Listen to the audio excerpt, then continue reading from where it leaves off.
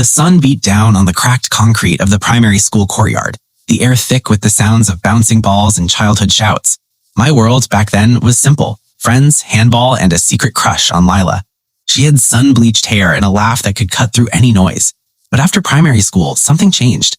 The rumors started. Drama, lies, a personality that shifted like quicksand.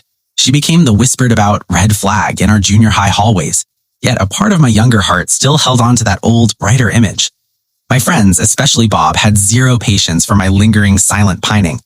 "Dude, just talk to her or forget her. This is painful to watch," Bob would groan daily. I never made a move. The fear of rejection mixed with the newer fear of her rumored toxicity created a perfect paralysis. One handball game changed everything. Bob got out early on a cheap foul. He slammed the ball down in mock frustration, but his eyes locked onto the bleachers where Lila sat with her friend group. A wicked grin spread across his face. My stomach dropped. "Bob, no, don't you dare." But he was already marching over, a man on a doomed mission. I stood frozen in the service square, the game blurring around me. From a distance, I saw him point at me. Lila and her friends turned to look. I wanted the concrete to swallow me whole. The conversation was too far to hear, but I saw Lila's surprised expression. Then I noticed her, Aisha, Lila's best friend. I knew Aisha in passing. She was sharp, funny, and always seemed to be observing everything.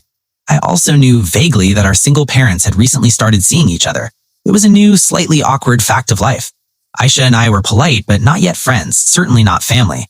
Bob, having delivered his bombastic message, was now gesturing animatedly. Then Lila said something, shaking her head slightly. My heart sank. This was it, the public humiliation. But then Aisha leaned forward. She said something to Lila, glancing back at me on the court. I saw her expression, not mocking, but considering, curious even. Lila's face changed. She looked from Aisha back to me, a slow, thoughtful smile appearing. She nodded at something Aisha said. Bob came jogging back, triumphant and breathless. "Mission accomplished." "What did she say?" I hissed, pulling him aside. "Okay, so I told her you've been into her since forever. She looked kinda skeptical, to be honest. Then her friend, the one who's gonna be your stepsis, crazy, right? She just jumps in." My blood ran cold. Aisha, what had she done? "Bob, what did Aisha say?" Bob's eyes widened with glee. "She just looked at Lila and said, 'Actually, I think he's really hot, dead serious.' And then Lila looked at you again, kinda surprised, and goes, 'Huh, yeah, okay, I'll think about it.'" The information short-circuited my brain. Aisha thought I was hot? Lila was going to think about it? The mix of shock, bizarre validation, and sheer unadulterated awkwardness was too much. The bell rang and scattering the moment into the chaos of the end-of-day rush. Nothing ever came of it with Lila. She drifted further into her red flag reputation, and my crush fizzled under the weight of it. Years later, our parents did get married. Aisha and I, now step-siblings, forged a strong platonic bond built on shared family dinners and mutual respect. We never, ever spoke of that day. It became a buried, cursed memory in the archives of my adolescence. I only remembered it today, out of the blue, while watching Aisha argue playfully with her dad about music. The memory crashed back with perfect, cringe-inducing clarity. The sun, the handball, Bob's treason, and my future stepsister casually telling my crush I was attractive.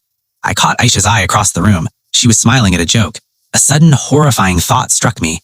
Did she remember? Did she carry the same cursed memory? Her smile seemed just a fraction too knowing, and I had to look away, my ears burning with the heat of a long-ago sun, forever trapped in that bizarre, complicated, defining moment before we were ever a family.